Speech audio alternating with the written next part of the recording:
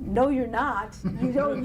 There's some disconnect between your nonverbals and your verbals. And when you're a really good listener, you're trying their excitement. No. So those are some things we want to do. So just quickly going over, because I want to give us a chance to practice. Nonverbals, we just covered them on page 3. Eye contact, right? Body posture. Also, nonverbal acknowledgement. That's like, yeah. You know, that kind of thing that, again, lets someone feel like you're with them, following them along in the conversation. Head nodding, your facial expressions, showing attention, showing that you're hearing the emotion. Because if somebody is saying something to you that is very upsetting to them, now what do I do? After I've listened, what do I do? One thing that we can do as really effective listeners, and we're trying to build relationships through our listening, is we respond to a speaker's strong feelings. This is if there were strong feelings. Saying something like, wow, I can tell this is really hard for you. Or I can see this is very upsetting. Or you sound like you're really scared, you're worried about your child's empathy. You're tuning into the emotions, and when people feel going to say is, I can tell this is really hard for you. And that's enough sometimes.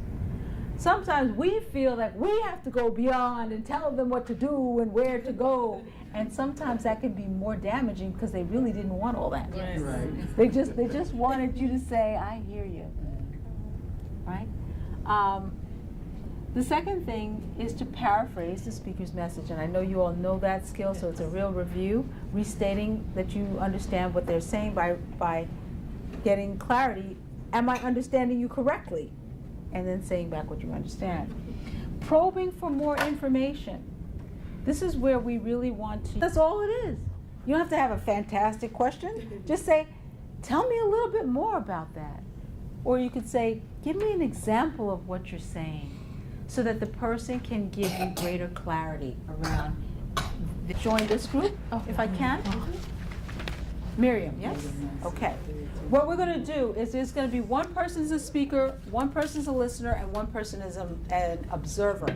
Okay? Decide what those roles are real quick right now. Speak, and here we're going to have 2 observers in this group. Decide who's going to be the speaker, who's the listener, and who's the observer. Okay, so who's going to be the speaker? She is. Really? Yeah, you have a very good speaking voice. Okay, in this envelope, I'm going to give you, in this envelope, there's one role that's a speaker, one's a listener, one's an observer. Please give those out to the right person, whoever is going to be those 3 roles. And we're going to have 2 observers in this group, so I got to give you another observer sheet.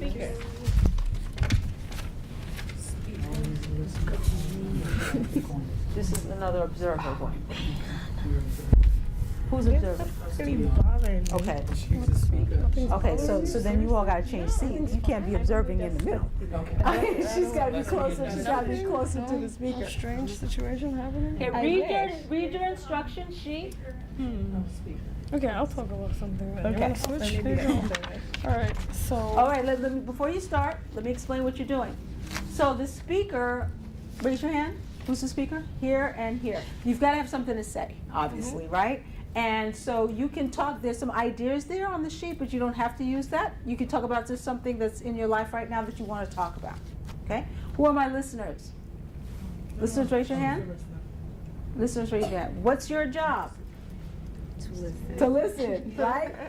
But I want you to really give it your best. Do your active listening, which means that you're going to ask questions. You're going to lean forward and make eye contact. You're going to paraphrase or summarize what you're understanding the message to be. Okay? And where are my observers? Observers, okay. What's your job? Pay attention. Well, what I want you to do really is I want you to focus on writing down what you notice that the listener and the speaker do on your sheet. This is where you write your comments, not on the slip of paper, please. All right? And then you're going to give feedback to the listener regarding how well they did. Did they make the eye contact? Did they nod? All of those things. you're gonna give them a little coaching and little tips on how to be a better listener if that's the case. Okay? Is that clear for everyone? All right, go ahead. Begin. So I start talking. Yes. Wow, something that's really bothering me that you have really strong feelings about. Oh my God. Right now, this week, I don't know. I don't have anything that's really bothering me.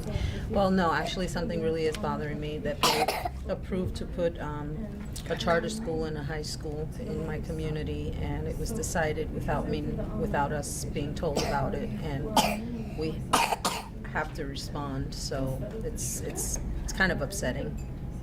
Okay. What do you mean? Us? Are you from the school in your community? I feel the community wasn't involved, we weren't input, it was just decided for us, so we were kind of bypassed. And, we have other needs in the community that if they had asked us, we could have said the type of school we wanted, and we were not given that option. So it's really upsetting, and it's very upsetting on a Monday to know that I have to respond to this. And I have to deal with it because parents are already speaking about it. So, has a decision already made for school to be? It was in the Daily News, so apparently it's a done deal, but I don't know. I have to get on that. Sorry. But did you get the acceptance letters from the other school? Okay, so maybe you could go and ask in District 10 what your possibilities are of switching back, because that's a school, your priority school that you're applying for. It's so hard to get into contact with anybody from District 10. District 1, they'll answer me right away. Okay, so then- But District 10 is the problem, and that's the district he's in. So in order to get him out of that district, I have to pull him from there into the other one. But if I can't get in contact with anyone, how am I going to pull him from there to the other one? And let's keep in mind, this is like 2.5 hours away from where I live now. So getting to the office by itself is yeah. And then to be back in time to pick him up from school now, that's it. So you say you have a better sense of having to go to District 1. Well, So yeah. maybe my advice to you would be that you Go there should- instead. Yeah, first. Yeah, And then probably a you better idea. Okay. probably go and get more result there. Yeah, probably. I seem more competent. I was prepared. Yes, you will. Oh, okay. So you guys did very well. And then she helped you with action, right? Giving you Giving suggestions. actual suggestions. Right. Which is good. So you guys did very well.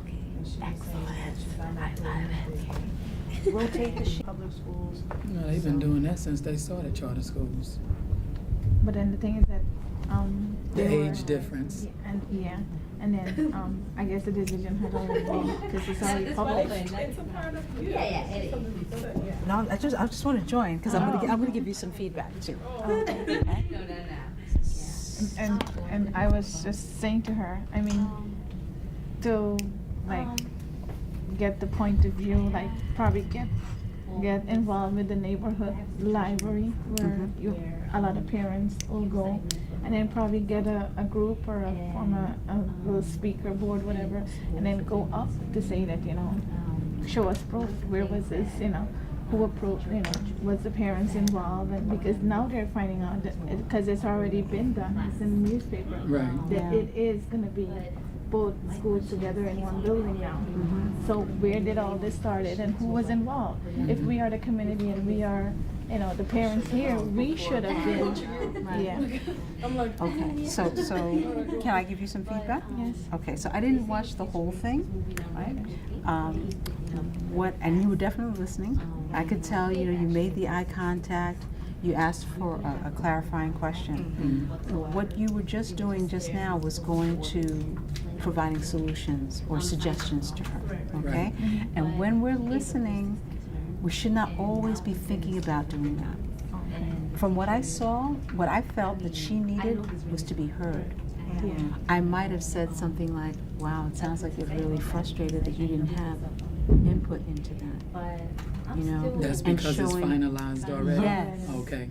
And to tune in more to her concern about how she's been not a part of something very important in her life, than going into solution orientation. But it's not uncommon because we often want to help and we think that giving a solution or did you try this, but that could be more frustrating to someone when they know they did all that they could, or they weren't even aware in her case that she could have even done anything because she was left out of the loop altogether.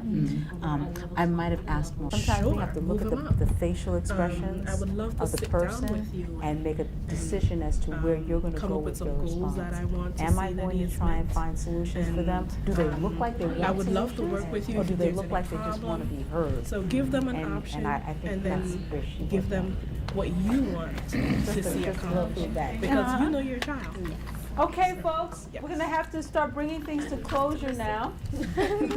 Did the observer get to give a little feedback? Yes. Did you, in the second round? I could have asked more questions. That's all. That's all. That's all. I mean, you did a good job. You understood everything she was saying, because those things I wanted to ask a question, but I was. Okay, folks, if we could come back as a large group? I don't know single bosses and all that stuff. So I'm like, I'll take those envelopes back. oh,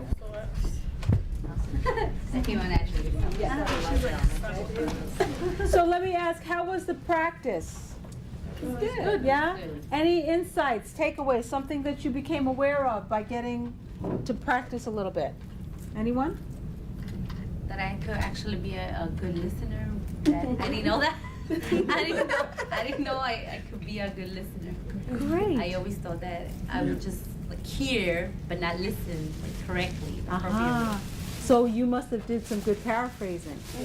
And the person said, yes, exactly, right? So when we paraphrase, we get feedback, when we do it well, we get feedback that, yeah, you're on track with me and you're listening to me and I feel important about that. Very good, very good. Any insights, awareness here in this group? Well, we found out that since the situation had closed out, there was no need for questioning at this point, just listening. Yeah, because sometimes we just need to listen because someone has some emotions with them that they want to be heard. It's not necessarily to solve or resolve the person's problem or concern.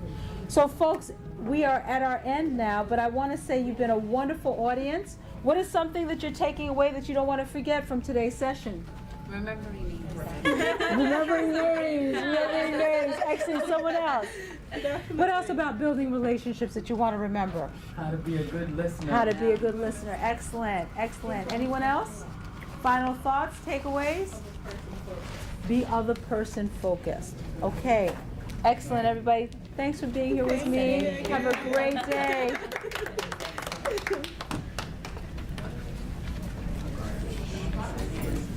Yeah, thank you.